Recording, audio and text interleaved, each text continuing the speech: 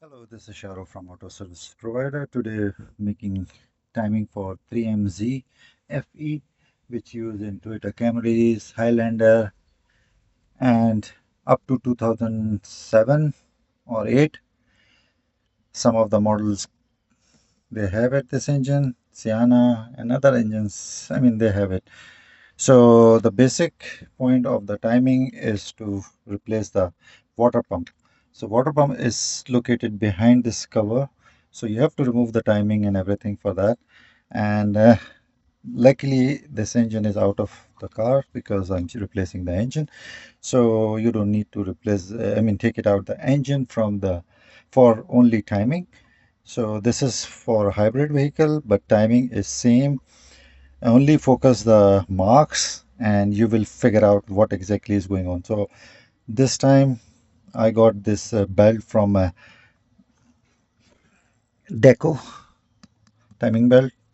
So the basic point on the bank 2, which is outer side of the engine, is like a front side where the oil gauge is. So this mark has to be, I just make a mark, but this belt have original marks over here. So if I follow like this, then you can see this is the mark where has to be aligned. So this is the mark. So this will go over here. Camera is not actually doing a uh, exactly, but I'll make it like this so you can see this mark to this mark. So highlight this mark, that will be easy for you to installation. Second mark will be over here, which is also there is a notch over here, so I make a paint. So that always not align whenever you are putting in, timing in the engine, because they have a slag over here on this side. So best way what I learned it from my experiences, take it one mark back from here to one teeth back side, and that will align over here. And once you tighten it, just pull this over here or make it over here, and then pull it from here by the tool. 17 millimeter nuts are, so you will make a slag which is over here, and that will pull this everything. So once you are aligned, stop it over here, then they have a little bit slack. So make sure if you have a timing belt have a marks over here, that's well and good.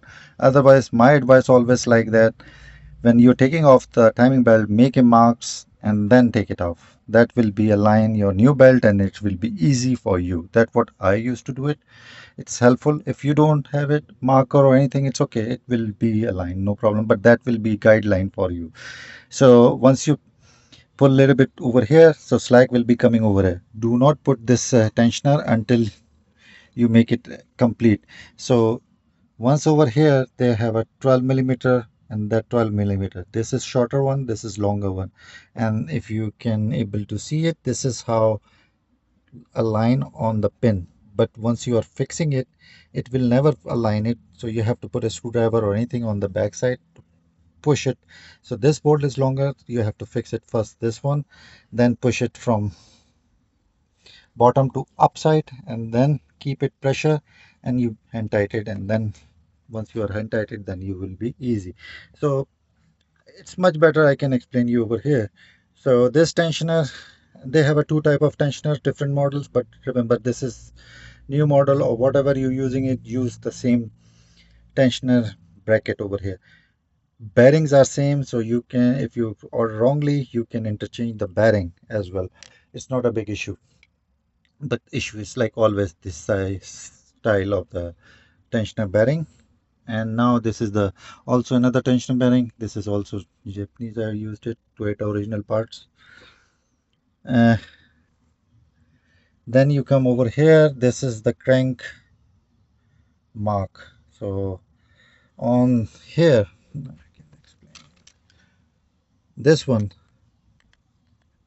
like this one, they have a notch over here, and you have to match it on the top, which is this one. You can see it under the car, and hopefully you can see it over here, but this is how it is. So this notch has to be balanced over here. This is the 12 o'clock crank top dead center, but if you see that pin mark, that is not aligned to 12 o'clock. This is around 11 o'clock. So remember, if you put it like this is after top dead center, which we don't need it. We need a top dead center over here. So then there is a notch. Always people ask why this mark over here on the gear if you have a mark on the top is aligning over here. This is aligning your belt mark, which is, if you can able to see it like this. So this is, I was looking for this belt for a long time, so I finally found it. So that's why I'm using this belt. So this mark will be aligned over here. This is only for your guideline. If you're doing a timing from the bottom side and looking for over here, you can see it. This is where it has to be match. This what I made it for my own marks to keep it high over here. So this is how this notch, this mark over here, it will be aligned over here. So this belt, one mark, two mark, and third mark, and this one is over here for top dead center. So always follow this one. If it's not aligning this belt mark, it took me time to align it because I was trying to make it 100% sure that I will align this belt to make a video properly. Normally technicians don't take care of that thing. I mean, it's okay, but it's helpful for once you are aligning it and make sure that your timing is coming in 100%. So still you are one teeth ahead over towards front side. So how you can balance it? If you hold this crank, I mean the cam on the spot, then how you align it, because it will be always one teeth front, because this is lag over here. Once you fix this tensioner, then without removing the pin, just move this cam towards back to the firewall. So a little bit you make a pressure over here, then remove the pin from here, and that piston will be keeping that slack. So once you start moving backwards, that piston will be pressuring this slack out.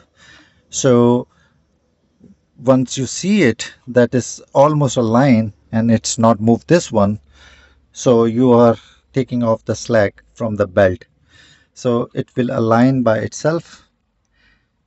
What I learn is like if I push it over here, that will also two turn, but you will always have an issue over here, one teeth off somewhere. So once I remove this thing, take it out the pin, garnet pin, whatever you say, and push it, I mean the anti-clockwise, little bit backwards, and then it will take it out the slack. It will mark 100% over here, 100% over here, 100% over here. So basically you're not moving crank, you're not moving a second cam, second head cam, you are just taking out the slack from this belt. This is the trick. You can make it 100%. Normally technicians, they always, whenever they turn it two times, then they have an issue with one teeth is jumped. So my over here, if I go for like this style, you can see it, it's a line over here 100%. But if I look it from here, that is not aligning. So once engine is in the car, we cannot see it like this. So normally either I use a camera or something to make it align. This is what alignment is coming. So this is the mark, and this is the mark where it should be coming. Like this is straight coming down, and this line is over here. When you are putting a belt over here, there's always jump for one teeth over here because it's the center. So this is a little bit technical, difficult. So best way, what I told you, this is what I found it. If you have any other trick, let me know. Secondly, technicians and me also do either zip tie over here or some of the belts, but particular this engine you don't have a zip tie, but you can put a grip plier or anything to hold this one over here, one over, so that will not jump from here if you're doing single-handed. This is another trick, which is you can hold it so it will not jump from their original marks, and this is you don't need it because this is where first you put it on, then second, then belt over here, and we will keep it slack over here on the back side where the firewall is. if its engine is a front wheel. If the rear wheel, then it should be in passenger side if you are in US. Otherwise, driver side if you have a right hand. So this is what it is. This is uh, back one if it's a front wheel engine. Back side is bank two, and this is bank one. No. So this is what it is. The back one has to be very carefully adjusted. This is second bank, which is also has to be aligned, and this is your timing overall. Now I'll give you two turn, but I will not able to match this marks again. I guess this 33 time or 36 time, but I'm not sure. I never tried it, so I cannot say it. So this is what it is, and bank one, bank two, bottom one, crank shaftfully, and there's one more thing. This is your over here crankshaft position sensor. Always clean it, and there's a notch over here to locking this plate. Do not forget it, tight it, and there's another plate which is keep it. So this is backwards, which is like rounded. So it's basically keep the belt in. It's kind of like a locking pin for the. So it will do like this. So it will always keep a pressure on the belt over here, but it will not touching it.